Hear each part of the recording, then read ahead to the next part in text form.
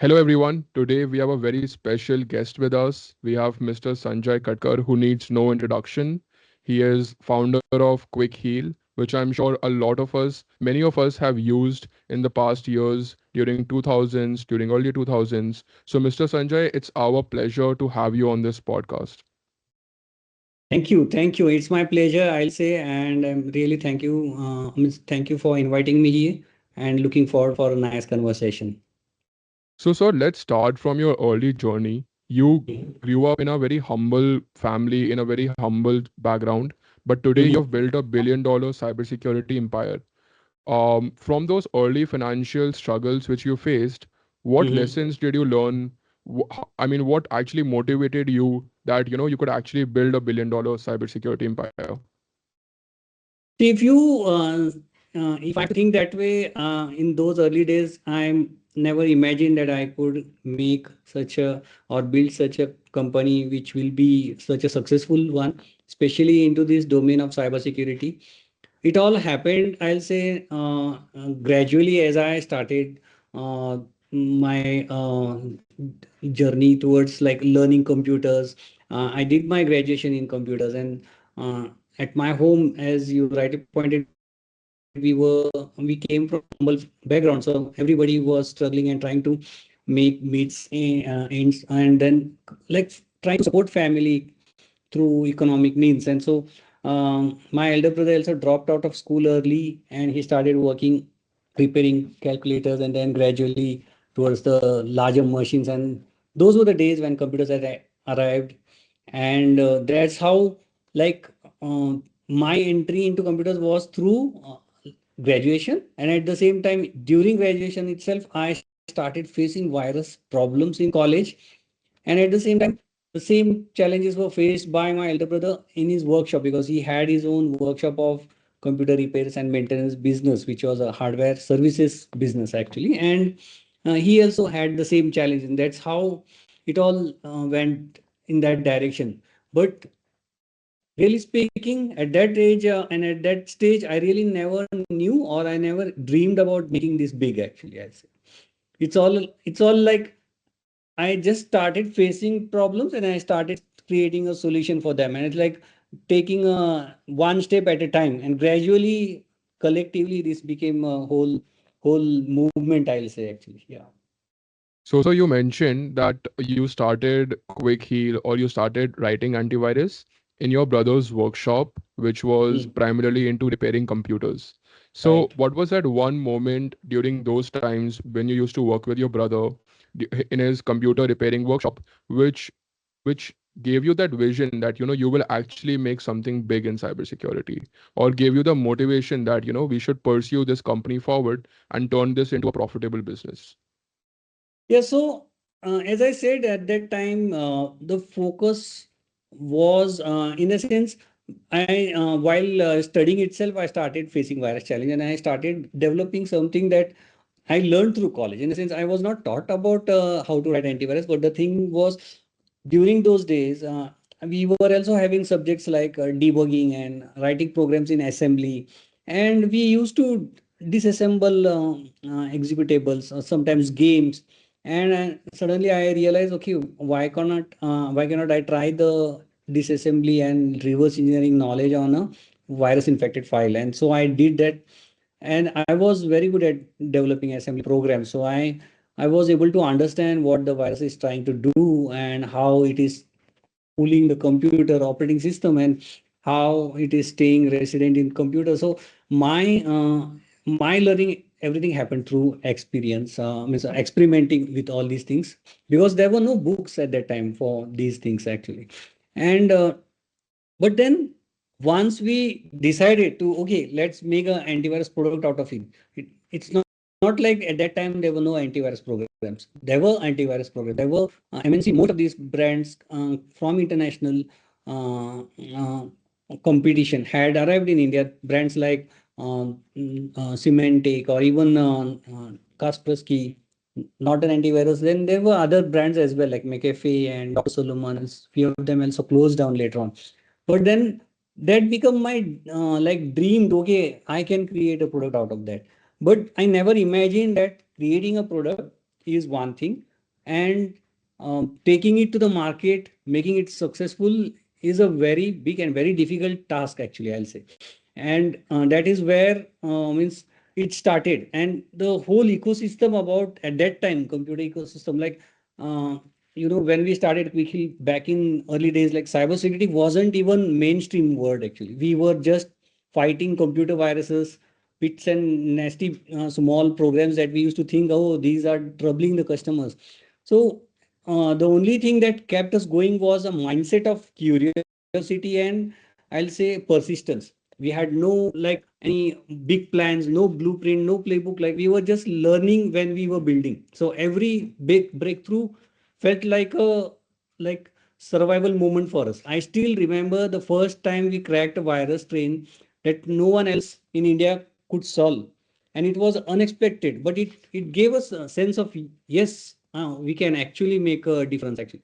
And later, with the rise of internet, the attacks started suddenly scaling up. Like we started seeing emails being used for businesses and communication, and then viruses started using them. And so the earlier smaller pace of infection through floppies, the virus used to take years to spread in different parts of world, that changed into like suddenly into few days a virus that is created in, say, for example, eastern part of the world starts spreading to western part of the world in just couple of minutes, actually. So all that happened even during that revolution of email and internet.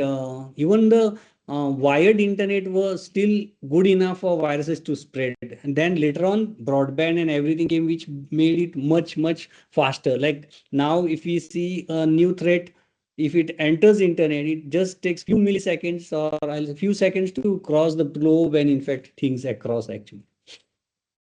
So you mentioned that at that time there were no books, there were no Mhm. infrastructure. Today there are many different cybersecurity labs set up across India.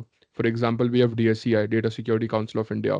We also have many educational resources like Try Hack Me, Hack the Box, which I'm sure Mhm. weren't present at your time. So with Mhm. such limited infrastructure in the country, with such limited education resources, what mindset helped you to actually enter the field of cybersecurity and build the biggest antivirus company? Or what was your go-to education resources, if I may ask? Yeah, so one is, see, there are two parts. One, what was the resources? As I said, the very limited access to anything that is happening globally, because internet was not there. So books were the only resources, but there were very, very few books on viruses, and that too not deeper. They were just like superficial knowledge.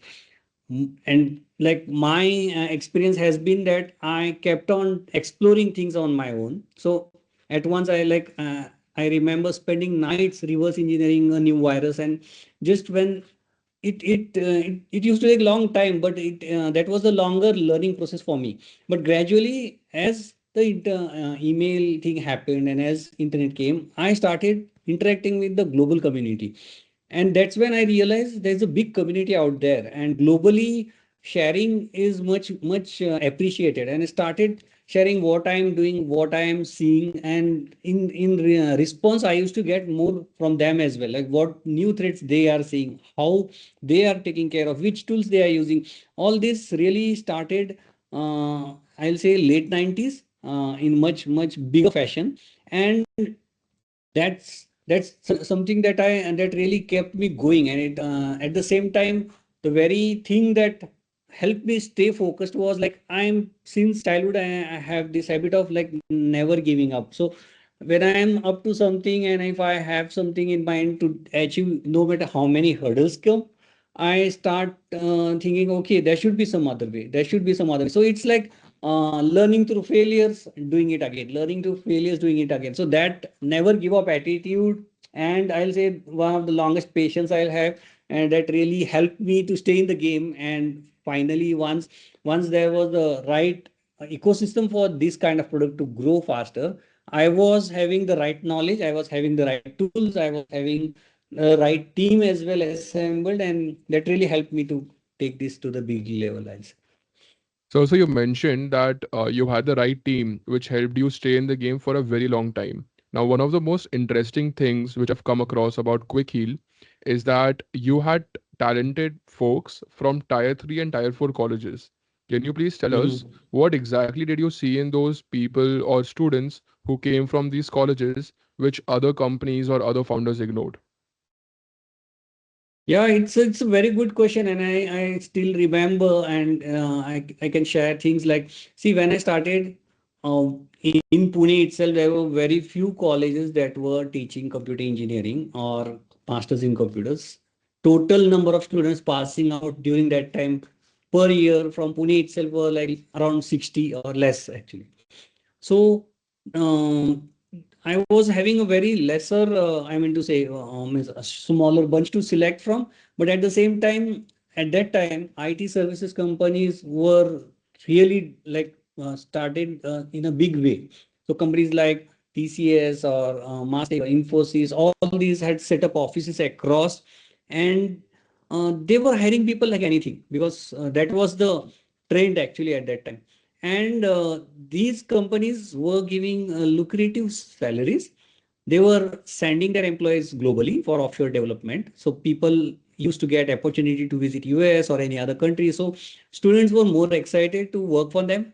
And it was very difficult for me to hire people from these the kind of best of colleges in Pune or somewhere. So what I used to do is while I used to visit campuses for hiring, I used to see there used to be people who were not get selected in these bigger companies because they used to have some backlog or something, and I had to select from them. And through their interacting with them, I realized I used to see a lot of good talent out there, and they were not either passing or having backlogs or not clearing the interviews. Was they were not good at English, they were not good at communication properly, and they were good at certain things, like for example someone very good at coding but not good at theoretical subjects, and he used to have backlog. So these students used to felt like left behind, and I really picked those students, trained them to make these things for me, for like how to reverse engineer, how to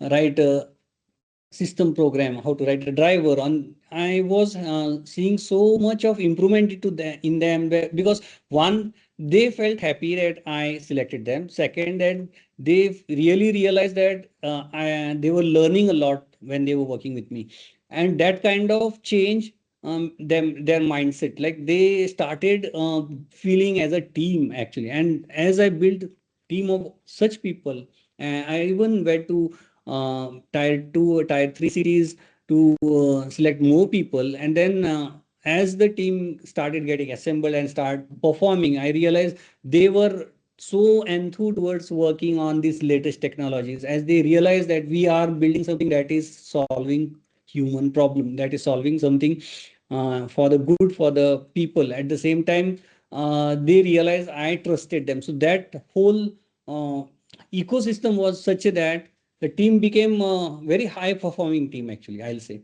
And that's how it really helped me in those years. Gradually, as quickly grow, and now we are listed, now we have all kind of people from all the major cities as well. And but then those were the early days which I can still remember, and people stayed with me for long actually, because they realized that they learned a lot from us, and that's where they stayed with us for long actually. So, following in your footsteps, even in our team at Cyber Unbound, we have a Mm-hmm. team of students who are pursuing their engineering degrees from Tier 3 and Tier 4 colleges. And what Mm-hmm. I have observed is something similar, is that these students have a lot of hunger in them to achieve something big or to prove themselves that even they are capable enough as equal to students from IITs. So my question to you is that what do you see in these Tier 3 and Tier 4 students? Do you think that these are India's secret weapon for building a strong cybersecurity nation? Yeah, so see, uh, saying that India's secret weapon for cybersecurity nation, that will prove with the time. But what I'm trying to say is these students, when I've met and experienced, I've worked with them, they just need opportunity. It's not like we always think that they need polishing. Okay, polishing is needed where we are in the field of like say marketing, business development. But then if they are given an opportunity, they are more than happy to give like more than 100%. And see, even in my those early teams, as I said, I interacted, made them learn, teach them, and then they started developing products. My myself learning was from international community. I used to interact with them, so I made my team to participate in those communications. I made them to even visit certain countries for conferences. I trained my team to submit papers to these conferences, and they were like scared. Okay, how can I go and on stage and talk actually? And that's where I then started preparing them in house, that okay, just think like what you are going to present is something that only you know and nobody else knows. So you are the expert in that topic. If somebody is talking about some XYZ virus, how it infects, how it spreads, and you have done so much on that, you just have to talk about it. And then I used to take their rehearsals, and then once they go and present, the confidence level really used to go up actually. And that's how they realize, okay, how the global community behaves. The things are in a degree, and these things are just a matter of like having those on paper, but the point is we have to bring in confidence in them, and that can only come if we start trusting them actually.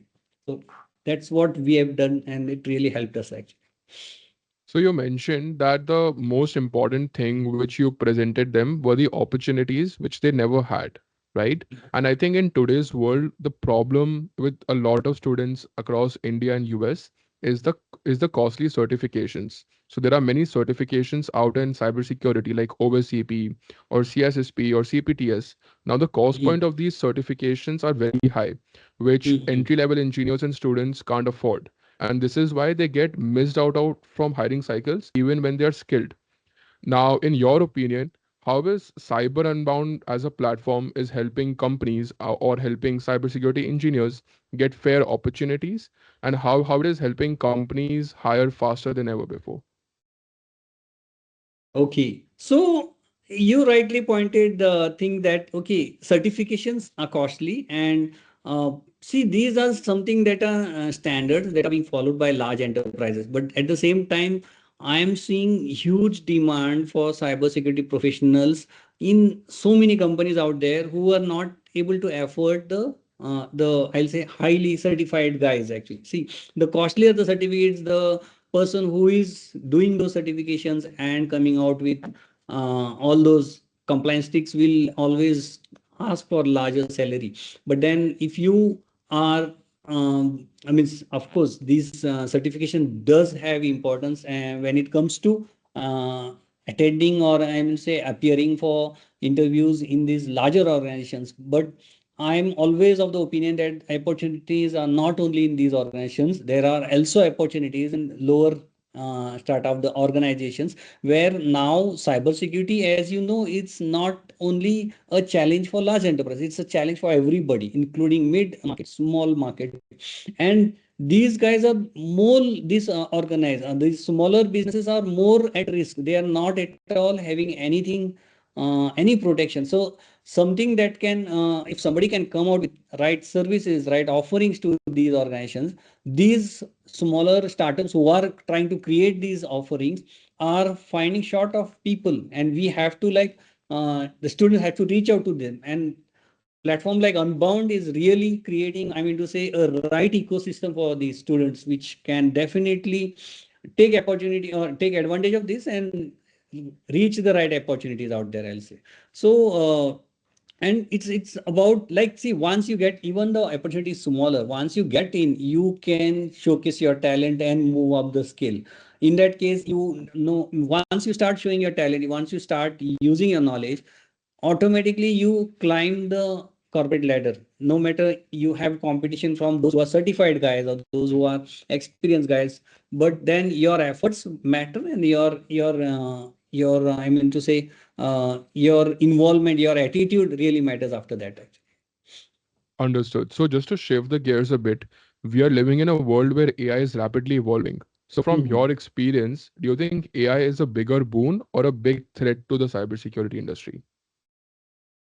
Yeah, so like I always say it's like two two-sided sword. Both it has advantages and very good advantages for cybersecurity community. And we, in fact, cybersecurity has been using AI since long. AI, since when we started knowing AI, this is like since like say 4 5 years. But then if you see almost 10 to 15 years back, the kind of threats that we were seeing and the number of threats that has grown exponentially, the almost 500,000 threats every day we see, it cannot be tackled without automation, without the machine learning level of intelligence. And most of the vendors, including Quickhill, we have developed this automated clustering, automated full automated mechanism to take this influx of threads that we are seeing, do automatic detonation, do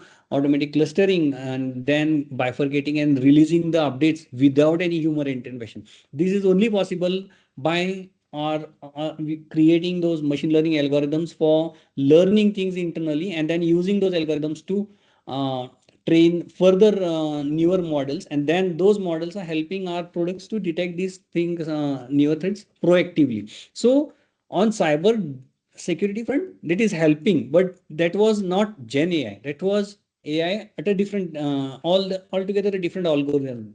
But now with the help of gen AI and the kind of accessibility it has gone, like it is accessible to anybody out there, you, me, no matter, somebody is not having any enough funds as well, can still use those freer versions of AI and create something. Now this is a challenge as well on the other side, where I am seeing threat actors making use of that and trying to sharpen their next attacks. They're trying to sophisticate their next attack. And for that, now they have the help of Gen AI. And one example is about, like, as we used to earlier train corporates that how to detect phishing mail, like how there are some small mistakes in, yeah, the writer who is writing a phishing mail, or a cyber criminal or an attacker, or even the smaller changes in URL or something. But now the Gen AI based phishing mails are completely as good as, or I'll say similar to the ones that the corporate mails are using, and now we cannot differentiate between them. So attacks have become more sharper, more difficult to detect, and it's like they are blending with the genuine workload of yours, and it is making difficult the task of the genuine user. So now social engineering has become more sophisticated, and that's why more and more people are getting scammed, or more and more people are getting infected. So as we are seeing the advent of AI, we are in the phase, I'll say, AI developers themselves are also learning how to put the right guardrails to protect the misuse of AI through these cyber criminal activities or any of these hackers, I mean to say. So that phase is still there. So if you compare this with the 90s phase, when we started developing antivirus, at that time OS operating system were hardly having any security features. They were just focused to develop something that users want, like it can be a word processor, or it can be a spreadsheet, or it can be accounting application, file system manager, but hardly somebody was thinking about security at the core. But now if you see, every OS has a security as the pillar to their main core, which now the similar approach the AI guys are going to take. Currently, we are seeing initial releases of AI were less secure. Newer versions are little more secure, but at the same time, they will become more secure only when they start seeing threats, how they are going to misuse AI and how it is going to be impacting them, and then it will become more secure. So that we are in that phase, and that's the phase, I'll say. AI is good as well as AI is bad for both, actually, I'll say. Yeah. Understood. So you mentioned that how Quickheal has been using AI to automate clusters and automate Mhm. threat detection processes within your product. So Yeah. where do you see that? Where will the human expertise within cybersecurity add most value in the age of AI? So human currently it's like it's always like, even though no matter how much we do automation, okay, when I was talking about the machine learning and AI, which we built over the years at the back end, it was purely focused towards like learning through threats and coming out with the detections. But every step at the end, finally, once the update is released or one things are then human is in always involved, because human is something that will supersede the final decision is how some everybody is looking at. But at the same time, as I said, the war is going more towards more automation, with like Gen AI being used for attacks. Attackers now having like AI native malware code that writes itself, like improves itself. Now, when such a threats we are seeing where the threat itself is AI native, then the output that we need is much faster. So when everybody starts using cybersecurity and then start putting those security to their protecting their infrastructure, the security modules are expected to react at the lightning speed, because the attacker is not doing it manually. Attacker is doing using AI, and now he doesn't have that worry about if what if it fails, because he is not caring about that. But from the human side or the protection side, we have to write AI fight against do AI fight against AI using AI. But at the same time, we have to balance that with the help of human decision making, because certain things may become very costly to the human if that decision is left to the AI to take for. And that is where human element currently plays a very crucial role at that's what I have seen actually. And but it cannot be for long. I'll say there will be some autonomous decisions happening, and we are at that juncture. Actually, I'll say I am like we are always seeing things that, oh, had this been decision taken by AI, it would have stopped the threat much earlier. I had left the decision, I've created the alert, and the user is now looking at the dashboard and verifying by the time the attack has gone to the level where it is now not reversible. Those things have happened actually, and that's where this autonomous decision making and bringing in the human element is still costly. One example I can give you is uh, there's this automation where it automatically detects certain website if it is a fake website, and stops takes down the website. There are measures that we can take to take down the fake websites. Now, if there's a fake shopping website, say for example, fake Flipkart.com or fake ICICI.com, and it is trying to take it down automatically. But by mistake, somewhere the detection made a mistake and it didn't realize that it is looking at the genuine ICICI Bank website rather than a fake, and it assumes that it's a fake and it takes it down. Now that's bigger loss to the bank actually. If the ICICIbank.com is taken down, it's a bigger loss. So here we have to be careful. So that's where I'll say we are in the stage where we have to be still human has to be in the loop for every decision. But very soon that will change. I'll also say, because the more powerful AI will come, the more secure AI will come, which is the next generation. Those AI can be used autonomously to certain level of decisions, which can be reversed further. Initially this will happen, the change will happen towards the decisions which can be reversed, and then gradually looking at those performances and outcomes, it will go ahead and take the decision towards the next level actually.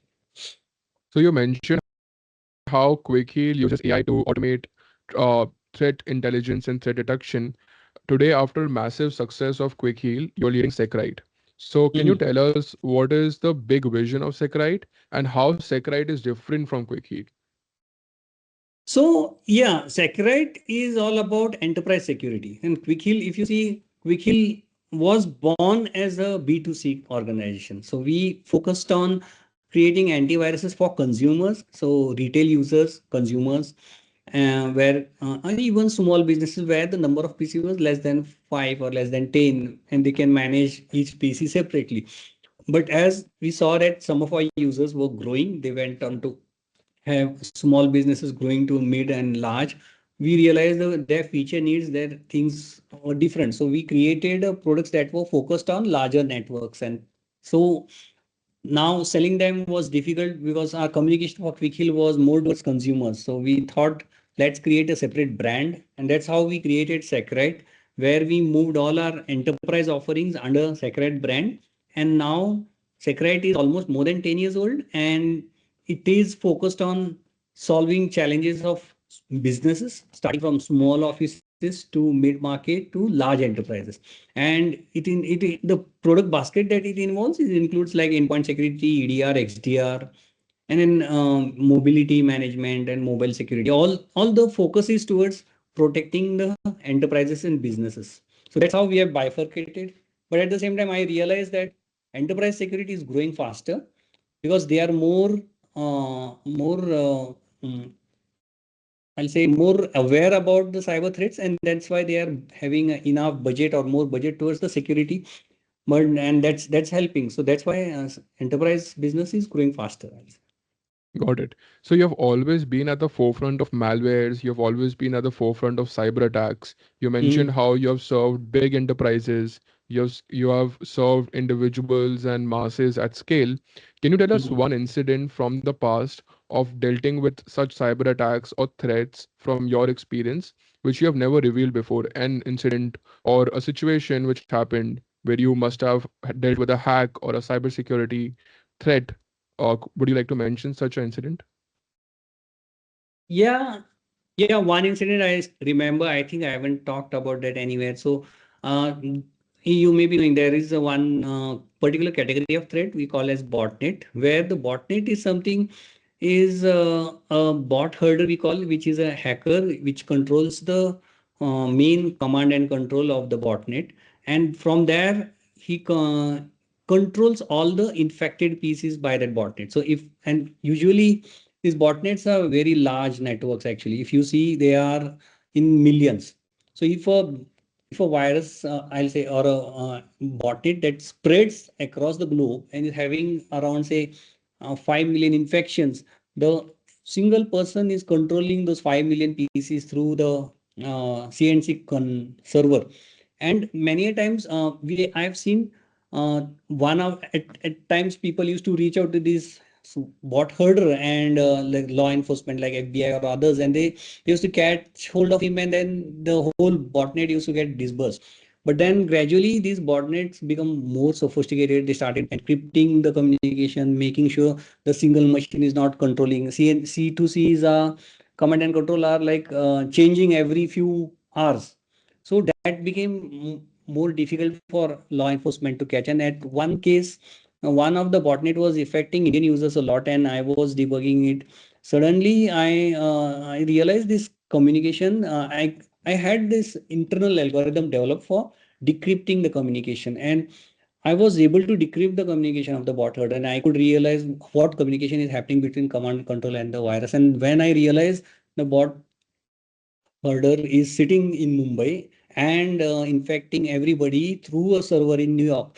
And I could see the IP address and everything because I was able to decrypt it. So I went into that server. I logged in. I can see the password and I could see everything. And that was a bank server in New York. And I was scared because if the FBI found out that this is someone is trying to hack into a New York bank, they would reach me as a hacker. But because I went into that through the virus thing, and I immediately contacted the law enforcement over there. I informed them this is happening, and before it was closed, that guy was like, they tried to reach that guy actually. And at that time, initially, I was not doing that. Guy was sitting in Mumbai or somewhere else. But then, by the time it happened, that guy moved on. But then they were able to trace something through that actually. So that was a really completely different case for me, and it could I thought, see, my aim had always been to protect my users. I never go after hackers. My focus was to like, as soon as I see threat, I'll see how can I detect it. And once the updates are released, my users are protected. My job is over. I don't go after the cyber criminals because that needs law enforcement help, because you cannot access things. Because if you have to find a cyber criminal, you have to be a cyber criminal to do that. Because in the sense, I am not be in the sense behave like a cyber criminal. You have to hack into systems to reach to them, and doing that is illegal in a lot of countries, and then that can put you in trouble if you are in a legal business. And that's where my things my experience has been. So that was a great experience. I'll say I talked with a lot of law enforcement in the US at that time, and they really cooperated, and they were happy that I could point that what is happening in the server in the bank out there actually. This story actually gave me a lot of goosebumps Hmm. because going after the cyber criminal and being able to decrypt it is actually quite tough, and you were able to do it. I mean, hats off to you, sir. Shifting gears a little bit now, you mentor and invest in a lot of startups, and I'm sure you interact with a lot of young founders who are under the age of 25. What is one common mistake which you see young founders always repeating again and again when you meet them? So uh, there are multiple, but I can point one immediately is about these founders means they are more focused towards raising funds is something that I have realized. Business is at a very early stage. Things are yet to get proven. They have a good idea. Of course, they are solving some problem, but their solution is not yet fully tested. That solution is not yet fully accepted by the people, and they just want to raise money and take the next step. Like that's something their business depends, or maybe their running of their whole startup depends on that funds. It's something I really don't understand and I don't support as well. From my point of view, raising funds should be when you have proven your idea, you have solved a problem that is not solved by anybody else, and now there is a potential and customers are also happy. Now you want to scale, you want to take it big, make it big. That's the right time. There should be some traction, some revenue, some trust by the customers before even going for raising funds is something I always tell the founders actually. So my advice will be the same thing again and again.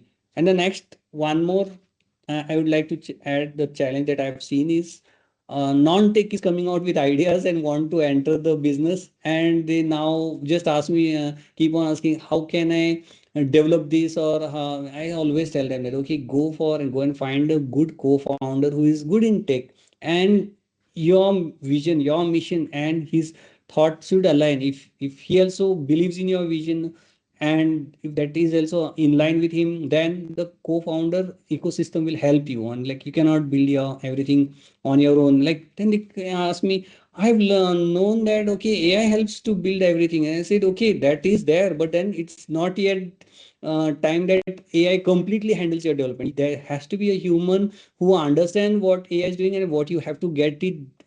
I mean, what you have to get done from the AI. So there you need a techie as well. So that's the message I'll say. Just don't run after crazy valuations or something.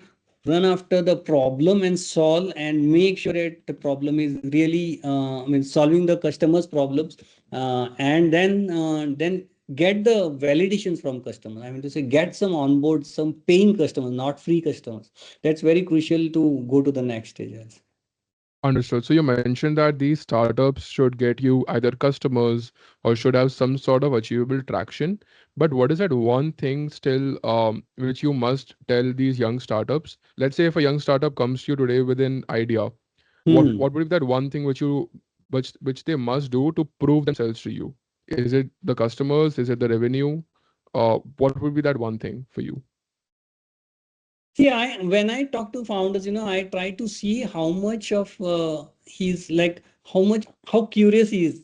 At the same time, okay, of course, when if somebody is coming for investment or something, then I also try to see whether that guy is ethical, whether that guy is doing things in much ethical ways, and how he is learning through those things. See, many a times what happens, ideas have been forced onto them. Many a time that also happens. So we have to means go into that. So while discussing, what I try to say is how passionate is he about what he is trying to develop, and how he envisions himself in next 2 years, about like with that idea. Like okay, this idea has this potential to reach this stage in next 2 years, and I'm going to make it. If that kind of like conviction he has in that idea, no matter whether there is funding or not, all that level of confidence and things are there, then it becomes very easy to trust on that guy actually, in the sense go with that. Many times what happens, these founders, they try to come out with market potential, I'll say some kind of statistics with the help of some reports, but all these things are theoretical according to me.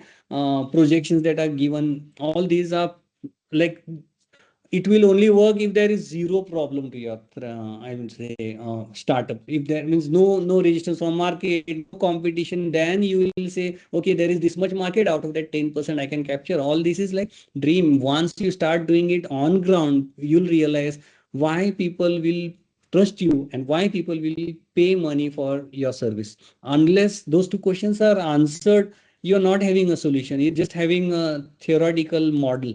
And I cannot fund a theory, I cannot fund experiments. I will fund only those things which are actually solving problem, and they just need a push to go to the next stage actually. Got it. So you mentioned about building, you mentioned about investing, you mentioned about mentoring, but on a personal level, what has this 30-year journey taught you about yourself, and what excites you about the next 30 years in cybersecurity? Oh, cybersecurity, we cannot talk next 30 years in the sense it's so dynamic and so evolving. But yeah, first of all, I'll talk about what has it taught me. The very thing I have learned in this 30 years is about no matter how much we feel we are in control of cyber threats or we are in control of things, um, they are going to find a way to beat you. And that has been my learning throughout these 30 years, no matter what. See, when I have seen companies coming out with products and then closing down. I can give you one few examples. One is like during 90s or early 2000, there was a company which came out with a hardware card that they said this card once installed on your hard PC will solve all the virus problem.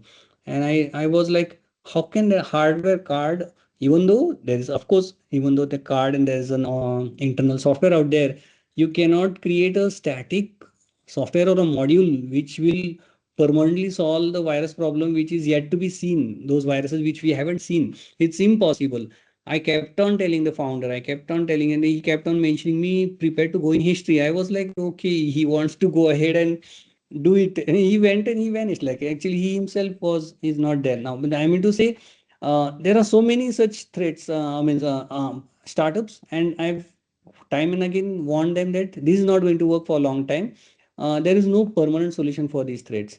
These are human created threats and they will evolve as you create means at the most cybersecurity vendors what they can do is, as a cybersecurity invention or a startup, we can make hackers job difficult. That's the only thing you are doing. You are making hackers or attackers job difficult. You are not going to solve it permanently, because they are going to study you and they are going to come out with a new approach to attack you. So that's the ongoing game. So if I have to look in the future, looking at the last 3 4 years changes that are happening because of the AI related innovations that are happening and the releases that are happening of newer models, learned one more thing is that you cannot predict the future in the AI age for even more than 18 months from now. Actually, you cannot predict. Things are going to change drastically. Only thing that I can say is things are going to change drastically and very fast and evolve very fast. We have to adapt to those changes, and gradually a new norm will be set in say couple of months or say a next 5 years at the most. So beyond that, I cannot think much actually.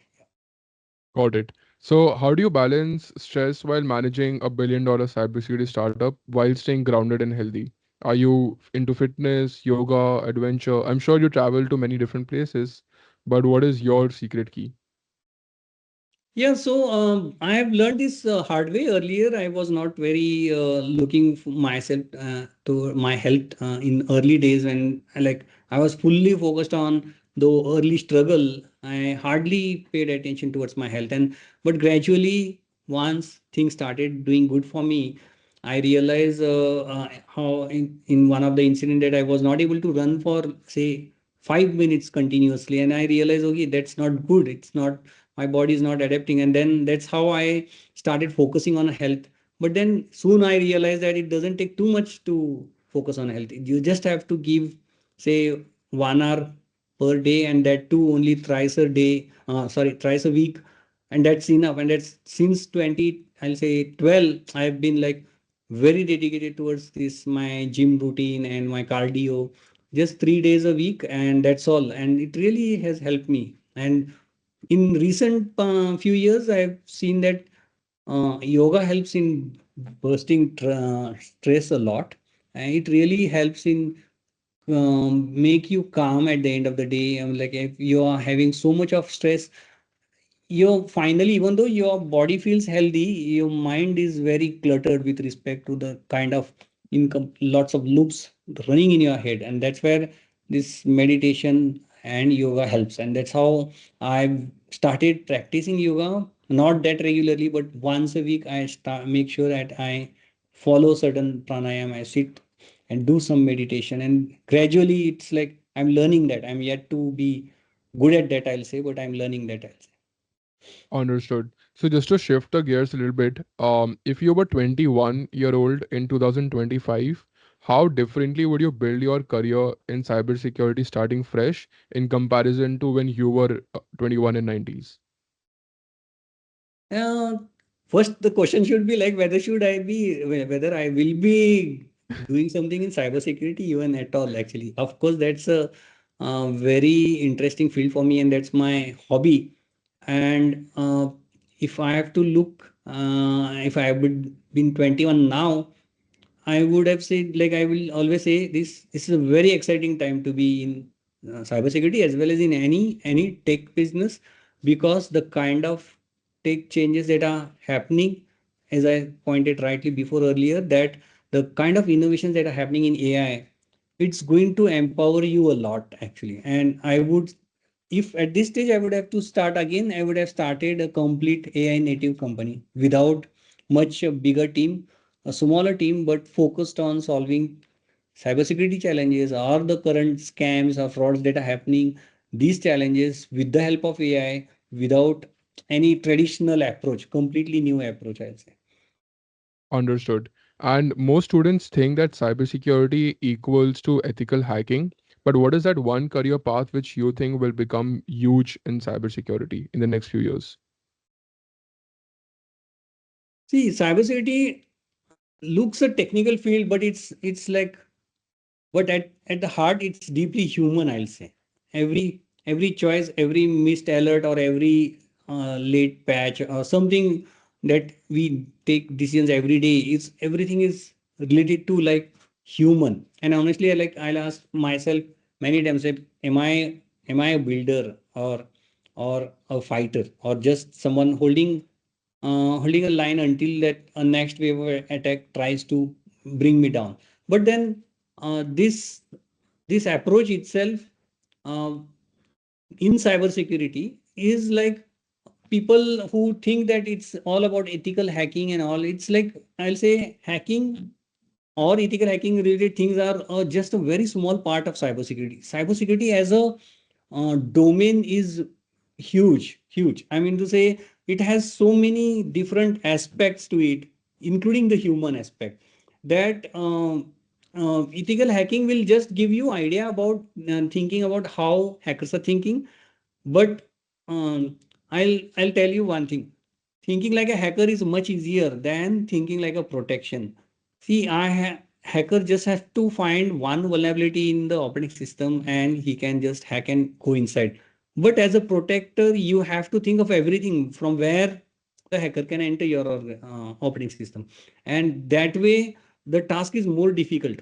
So of course, ethical hacking is a good approach. I'll say one has to learn how hackers think, how attackers think, but at the same time, you have to think from the human angle to that, like how it is going to affect the user, how it is going to affect the business, and then how you are going to create a protection that can still make the user run the business and at the same time protect him from the threats. Now, that itself is a very difficult task.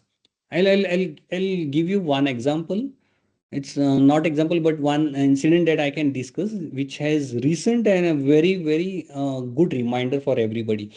You must have heard about the current cyber attack that has happened on Jaguar Land Rover JLR, which is a automobile or company. Now that organization is a very reputed and very well funded, I'm to say, large car making, which is a global brand. And of course, Tata is the owner of that organization. And then they are creating a premium cars, but then they have recently created, not recently, but recent past, created the complete shop floor, which is fully automated, all robotics, all well connected. I'll say connected factories, not only a shop floor, but all those robots are connected to even their supply chain, where the supplier, the organizations who are supplying to them are again connected and a part of the same network and the whole automation. Now, having achieving that is a very good thing to have, but then if you see from a protector kind of thing, it is so difficult to protect. You cannot protect such a network with having your protection layer in each of this segment.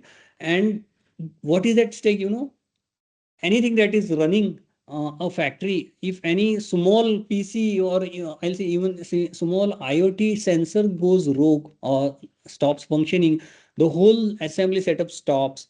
The whole losses are at the very different level, where you cannot stop a shop floor without there's a certain shutdown mechanism. But then with this cyber attack, now the factory is down since more than a month, and the defenders, I mean to say the people who are working towards cleaning the things and bringing them up is are saying that it's going to take 2 more months or 3 months almost. And then the supply chain people who are supplying to this company have gone bankrupt, because the kind of losses that they are seeing, because functioning has stopped, orders have gone, the losses are in billions, and the stock market losses are different altogether. And all this with no insight about when the real factory is going to start again. Why? Because they have created the whole thing that is all connected and all automated. That's where I'm trying to say ethical hacking is much easier. Thinking like hacker is easier, but protecting such an environment from any kind of hacking attempt is very difficult. And coming out of such an attack is, I'll say, the nightmare. Understood. And because you travel to many different cities, many different countries for conferences, to meet vendors, to meet students, to meet young entrepreneurs, and because today, sir, you're respected in the industry as a legend, what is your one advice for young entrepreneurs who want to build a big personal brand just like you in the industry? As well as what is your advice to students who are watching this podcast who want to do big in cybersecurity while having limited resources and limited infrastructure? Yeah, so if I had to leave one message on this episode, is it would be like the cybersecurity is not just about technology. It's about people, trust, and the belief that safety in digital world is human right, I'll say. So for young folks listening, maybe my mantra would be stay curious, stay ethical, and never stop learning. Like always learn, always upskill yourself. There is never a time that you know everything. So I myself consider that I'm still learning, and that's where curiosity helps. So curiosity keeps you sharp, and ethics will keep you grounded. That's what I'll say. Learning will keep you like alive in this field of cybersecurity. Thank you so much, sir, for sharing such good advices with us, such insightful conversation. I personally got to learn a lot from your time, which you shared with us today. And I'm sure all of the students, young entrepreneurs, builders who are watching this podcast today would get to know and get to learn a lot from the insights which you have shared today with us. So thank you once again, sir. Thank you, Shikhar. It was really pleasure being on this episode, and like your questions were really intrigued, and that really helped me reflect back. But I hope this helps all the listeners as well, actually. Yeah.